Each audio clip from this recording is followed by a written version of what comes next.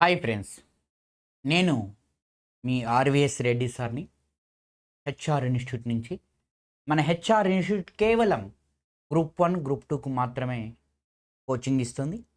ప్రతి ఒక్క మిత్రుడు కూడా గమనించుకోవాలి. మీకు ఏమైనా కానీ డౌట్ ఉన్నట్లయితే 9704402925 అనే నెంబర్కి కాల్ చేయండి. మన APJ Abdul Kalam long term batch start అయింది. సో కంటిన్యూటీగా టెస్ట్లు కండక్ట్ చేసుకుంటున్నాం. అందులో భాగంగా మనం టెస్ట్ నెంబర్ 20కి చేరుకున్నాం. ఏపీ హిస్టరీ అనమాట టెస్ట్ నెంబర్ 20. సో మనకి యూనిట్ 5 ఆంధ్రప్రదేశ్ ఏర్పాటు గురించి మనం మాట్లాడుకుంటూ ఉన్నాం. ఫస్ట్ క్వశ్చన్ మీరందరూ కూడా గమనించి లైవ్లో ఉన్న ప్రతి ఒక్కరు కూడా ఆన్సర్ చేయాలి క్లియర్గా. ఆంధ్ర రాష్ట్రం ఎప్పుడు ఏర్పడింది? సో ఆంధ్ర రాష్ట్రం ఎప్పుడు ఏర్పడింది? October 1, 1953, November 1, 1956, so 2014 June 2, so August 15, 1947. So మనకి చాలా ఫాస్ట్గా ఆన్సర్ చేయగలగాలి. మీకు ఇక్కడ సింపుల్ అంశాలు చెప్తానండి, సింపుల్గా గమనించుకోగలగాలి. మనమందరం కూడా ఆన్సర్ చేయండి దానికి. సో ఫస్ట్ వన్, 1953 అక్టోబర్ 1వ తేదీన మనకు ఆంధ్ర రాష్ట్రం అనేది ఏర్పడింది. ఆంధ్ర రాష్ట్రం ఏర్పడడం జరిగింది. ఆంధ్ర రాష్ట్రం అనేది ఏర్పడింది. ఆంధ్ర రాష్ట్రం అనేది సో కర్నూలు రాజధానిగా, సో గుంటూరు హైకోర్టుగా, గుంటూరు హైకోర్టుగా, సో టంగుటూరి ప్రకాశం పంతులు సో టంగుటూరి ప్రకాశం పంతులు ముఖ్యమంత్రిగా సో ఏర్పడడం జరిగింది.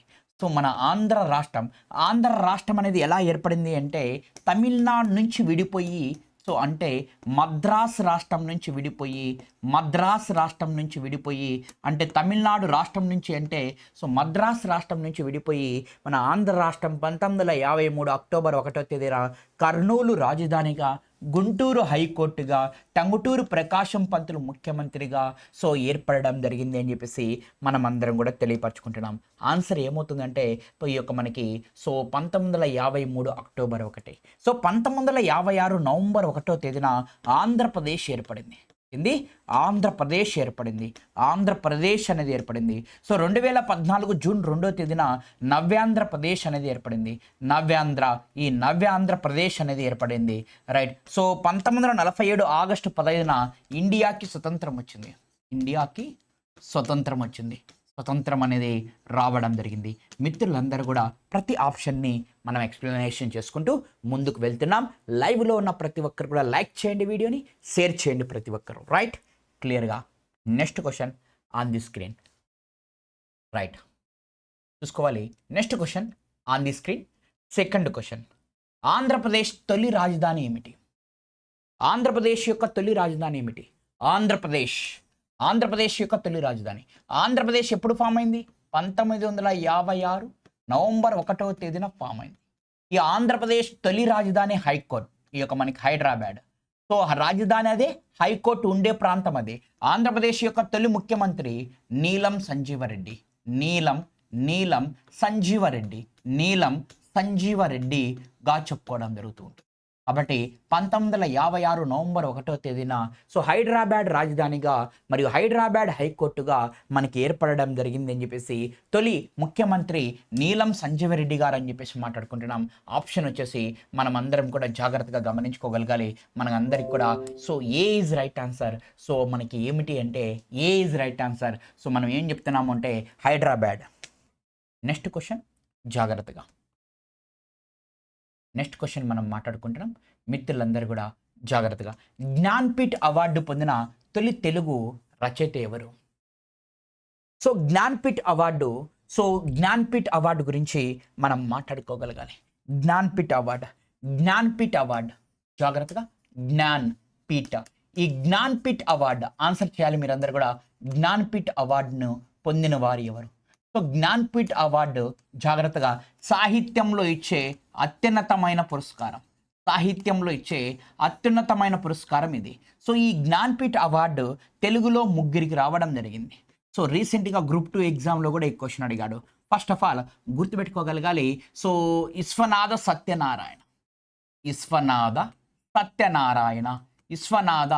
సత్యనారాయణకి సత్యనారాయణ. ఈ విశ్వనాథ సత్యనారాయణకి 1971 సంవత్సరంలో శ్రీమద్ర రామాయణ కల్పవృక్షము శ్రీమద్ద రామాయణ కల్పవృక్షం అనే గ్రంథం రాయడం వలన ఈయనకు రావడం జరిగింది. సో రెండో పర్సన్ తెలుగులో వచ్చిన రెండో పర్సన్, మొత్తం జ్ఞానపీఠ అవార్డుని సాహిత్యంలో ఇస్తారు. మొదటి పర్సన్ విశ్వనాథ సత్యనారాయణ, రెండో పర్సన్ సో సిఆర్ రెడ్డి. ఈ యొక్క మనకి సిఆర్ రెడ్డి సింగిరెడ్డి నారాయణ రెడ్డిగా మనం మాట్లాడుతున్నాం. సిఆర్ రెడ్డి అని చెప్పేసి మాట్లాడుతున్నాం. 1988 సంవత్సరంలో ఇస్వాంబర అనే రచయితకు గాను రావడం జరిగింది. రైట్. మూడోది వచ్చేసి సో రావూరి భరద్వాజ అనే వ్యక్తికి రావడం జరిగింది. ఈ రావూరి భరద్వాజ అనే వ్యక్తికి రావడం జరిగింది. సో 2013లో పాకుడు రాళ్ళు అనే దానికి రాశాడు. వీళ్ళు ముగ్గురికి జ్ఞానపీఠ అవార్డు తెలుగులో రావడం జరిగింది. క్లియర్గా తెలుగులో జ్ఞానపీఠ అవార్డు పొందిన వారు వీళ్ళు ముగ్గురుగా మనం చెప్పుకుంటున్నాం. రైట్, జాగ్రత్తగా గమనించుకోవాలి. ఆన్సర్ ఏమవుతుందయ్యా అంటే సింపుల్గా Vishwanatha Satyanarayana. B is right answer. Next question క్లియర్గా. విశాలాంధ్ర ఉద్యమం భాషా ఆధారిత రాష్ట్రాల ఏర్పాటుకు మార్గం సుగమమైంది. విశాలాంధ్ర ఉద్యమం అనేది భాషా ప్రాతిపదికన ఏర్పడే రాష్ట్రాలకు మార్గం సుగమమైంది. విశాలాంధ్ర ఉద్యమం చేపట్టింది ఎవరు? సిపిఐ వాళ్ళు. సో ఎప్పటి నుంచి స్టార్ట్ అయింది? 1949 సంవత్సరం నుంచి స్టార్ట్ అయింది. అంటే పిలుపునిచ్చింది ఎప్పుడయ్యా అంటే సో గుర్తుపెట్టుకోవాలి, 1900 సూచన ఇచ్చింది విశాలాంధ్ర ఉద్యమానికి 1945లో, పిలుపునిచ్చింది 1946లో. రైట్, గుర్తుపెట్టుకోవాలి.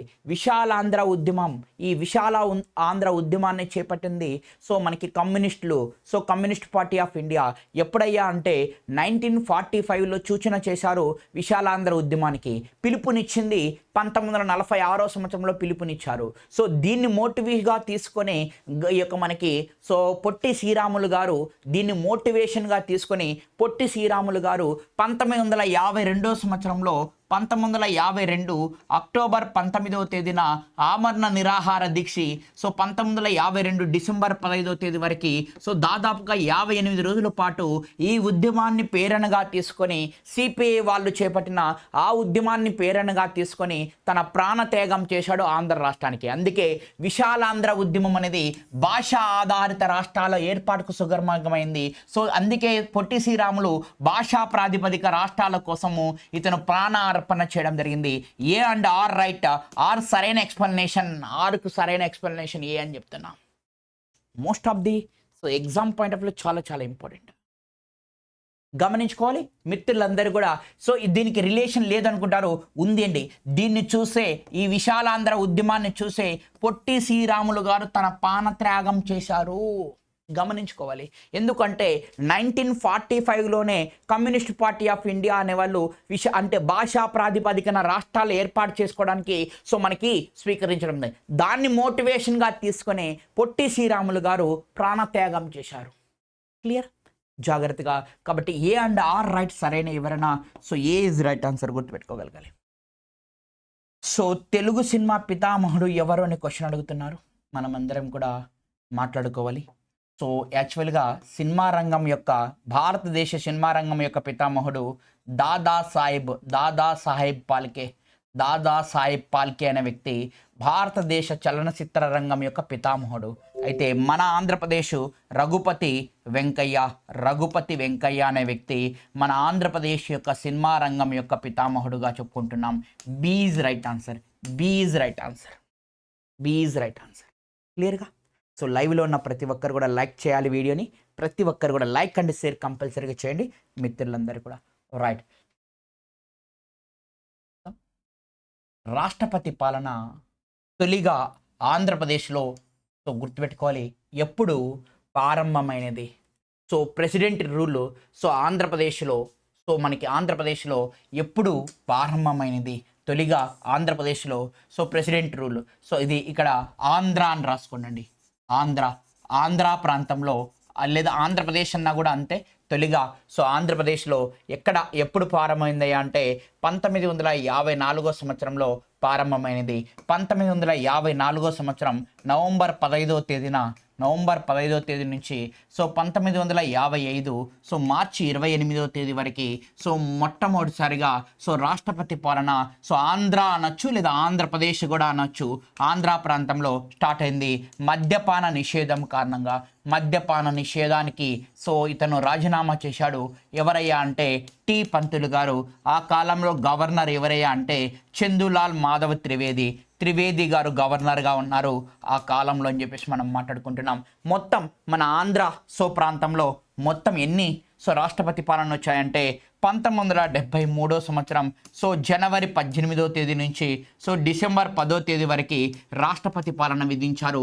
ఆ కాలంలో పివి నరసింహారావు మనకి ముఖ్యమంత్రిగా ఉంటారు.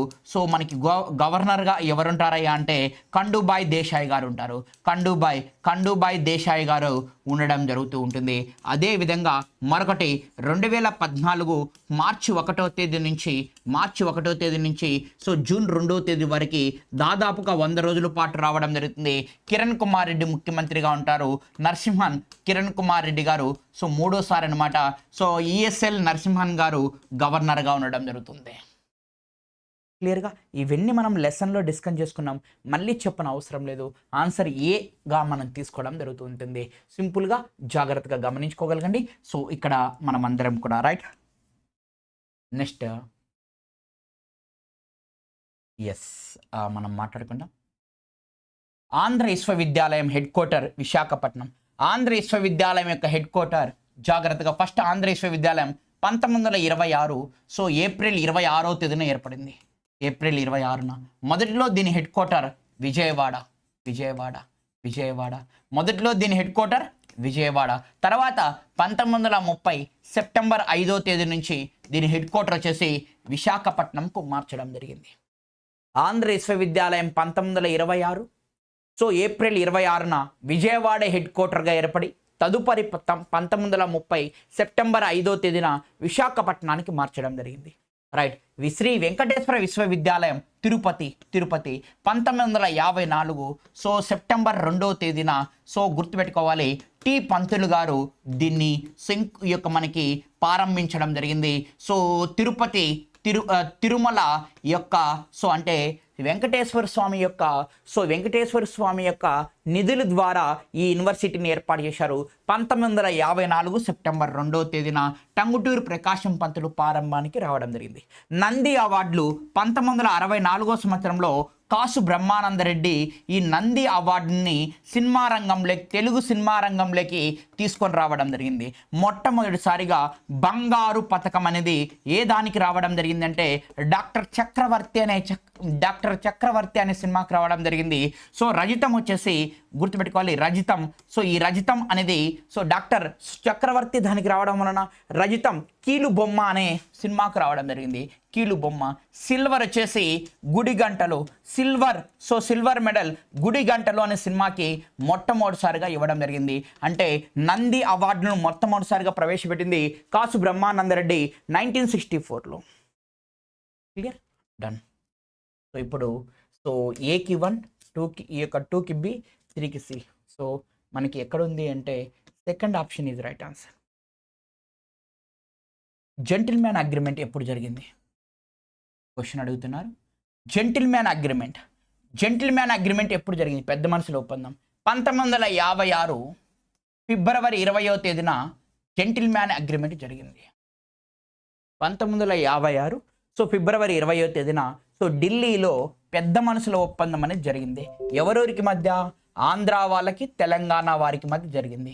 ఆంధ్ర తెలంగాణ వారికి మధ్య ఈ యొక్క ఆంధ్ర మరియు తెలంగాణ వారికి మధ్య ఈ జెంటిల్మ్యాన్ అగ్రిమెంట్ 8 మందితో జరిగింది. మనకి ఆంధ్ర తరపున 4, తెలంగాణ వారి తరపున 4.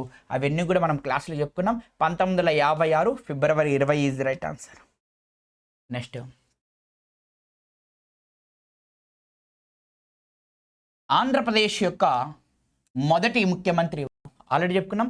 ఆంధ్రప్రదేశ్ యొక్క మొట్టమొదటి ముఖ్యమంత్రి మీ అందరికీ తెలియాలి 1956 నవంబర్ 1వ తేదీన ఏర్పడినప్పుడు ఆంధ్రప్రదేశ్ మొదటి ముఖ్యమంత్రి ఎవరయ్యా అంటే ఎన్టీ రామారావు, ప్రజాస్వామి, నీలం సంజీవరెడ్డి, సత్యనారాయణ అంటే నీలం Sanjeeva Reddy. Clear, C is right answer. Next question, ISRO. ISRO ISRO ఇస్రోకి సంబంధించి శ్రీహరికోట యొక్క రాకెట్ ప్రయోగ కేంద్రం ఏ రాష్ట్రంలో ఉంది? శ్రీహరికోట యొక్క రాకెట్ ప్రయోగ కేంద్రం తిరుపతిలో ఉంది. సో ఇది తిరుపతిలోనే శ్రీహరికోట ఉంది. పులికాట్ సరస్సుకు దగ్గరలో ఉంది. భూమధ్య రేఖకు, జాగ్రత్తగా భూమధ్య రేఖ నుంచి 13.7 డిగ్రీస్లో 13 డిగ్రీస్ 7 మినిట్స్ దగ్గర ఈ యొక్క మనకి శ్రీహరికోట అనేది ఉంది. అందుకే రాకెట్ యొక్క లాంచింగ్ పోడేగా చెప్పుకుంటున్నాం. ఇక్కడ 2 లాంచింగ్ ప్యాడ్స్ అనేవి ఉన్నాయి. ఈ లాంచ్ ప్యాడ్స్ అనేటివి 2, మూడోది నిర్మిస్తూ ఉన్నారు, గుర్తుపెట్టుకోగలగాలి. మూడోది నిర్మిస్తూ ఉన్నారు. ఈ శ్రీహరికోటనే సతీష్ ధావన్ షార్ అంటారు. షార్ అనగా సతీష్ ధావన్ స్పేస్ సెంటర్ అంటారు. Satish Dhawan space centre. So Satish యొక్క ధావన్ స్పేస్ సెంటర్గా మనం చెప్పుకోవడం జరుగుతుంది. గతంలో నెల్లూరు అని చెప్పేవాళ్ళం, ఇప్పుడు తిరుపతి, ఎందుకంటే జిల్లాలు మారినాయి కాబట్టి.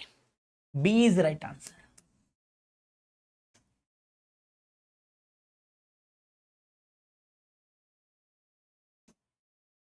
Next question, 11th question. Andhra రాష్ట్రం యొక్క తొలి ముఖ్యమంత్రి ఎవరు? ఆంధ్ర రాష్ట్రం అంటేనే 2 ముఖ్యమంత్రులు వస్తారు. ఫస్ట్ ముఖ్యమంత్రి టి పంతులు, రెండో ముఖ్యమంత్రి బెజవాడ గోపాల్ రెడ్డి. ఆంధ్ర రాష్ట్రానికి 2 ముఖ్యమంత్రులుగా పనిచేశారు. ఫస్ట్ వ్యక్తి సో మనకి టంగుటూరి ప్రకాశం పంతులు, రెండో వ్యక్తి బెజవాడ గోపాల్ రెడ్డి. ఆన్సర్ ఏమవుతుంది? Tanguturi Prakasam Pantulu. A is right answer. Next question, Visalandhra Mahasabha యొక్క మొదటి విశాలాంధ్ర మహాసభ ఎప్పుడు జరిగింది? మనందరికీ తెలుసు. మొదటి విశాలాంధ్ర మహాసభ 1950 ఫిబ్రవరి 12వ తేదీ నుంచి 13వ తేదీ వరకు జరగడం జరిగింది. ఎక్కడ జరిగింది? వరంగల్లో జరిగింది. సో ఎవరు అధ్యక్షతన జరిగింది? హయగ్రీవాచార్య అధ్యక్షతన జరిగింది. సో దీనికి ఎవరు హాజరయ్యారు? టి పంతులు గారు గెస్ట్గా హాజరయ్యారు. ఈ టి పంతులు ఏమన్నారు? సో గుర్తుపెట్టుకోవాలి, విశాలాంధ్ర యావద ఆంధ్రుల యొక్క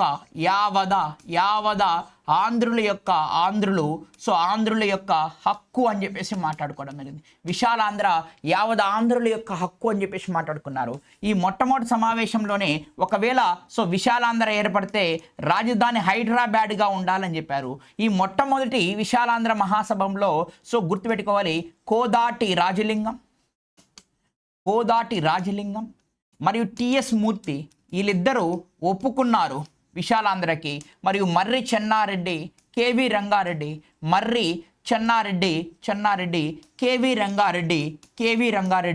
వీళ్ళిద్దరూ ఒప్పుకోలేదు అని చెప్పేసి మనం మాట్లాడుకుంటున్నాం.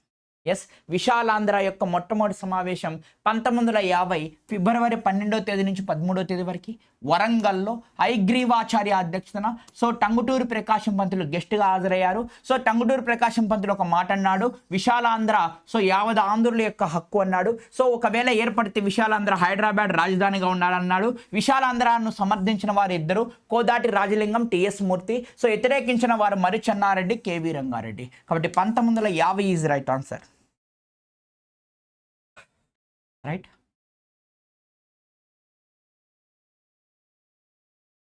రాష్ట్రాల పునర్వ్యవస్థీకరణ కమిషన్, ఎస్ఆర్సి కమిషన్. ఈ ఎస్ఆర్సి కమిషన్ గుర్తుపెట్టుకోగలగాలి. ఎస్ఆర్సి కమిషన్ 1953 డిసెంబర్ 22వ తేదీన నియమించబడింది. ఆంధ్రాకి 1953 డిసెంబర్ 29న వచ్చింది. 1955 సెప్టెంబర్ 30వ తేదీన రిపోర్ట్ ఇవ్వడం జరిగింది ఎస్ఆర్సి కమిషన్. ఈ ఎస్ఆర్సి కమిషన్లో అధ్యక్షుడు ఫజల్ అలీ గారు, కేఎం పనికరు సభ్యుడు అనమాట, పనికర్, మరియు హృదయనాథ్ క్రుంజురు.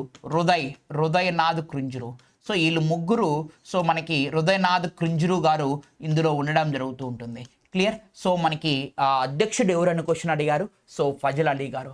రైట్. సో మరి కేఎం పనికరు, హృదయనాథ్ కుంజురు సో దీంట్లో సభ్యులుగా ఉంటారు. 1953 డిసెంబర్ 22న నియమిస్తే 29న మన ఆంధ్రాకి వచ్చింది. So report 1955 September 30. యాక్చువల్గా రిపోర్ట్ని ఎప్పటికల్లా ఇవ్వమని కేంద్ర ప్రభుత్వం చెప్పిందంటే 1955 జూన్ 30వ తేదీ కల్లా ఇవ్వమనింది. కానీ మేము ఇవ్వలేము అని 3 నెలలు లేట్ చేసి ఈ రిపోర్ట్ 1955 సెప్టెంబర్ 30వ తేదీన ఎస్ఆర్సీ కమిషన్ యొక్క రిపోర్ట్ని ఫజిల్ అలీ గారు, కేఎం పనికర్ గారు, హృదయనాథ్ కుంజురు వీళ్ళు ముగ్గురు కలిపి రిపోర్ట్ని ఇవ్వడం జరిగింది. So A is right answer.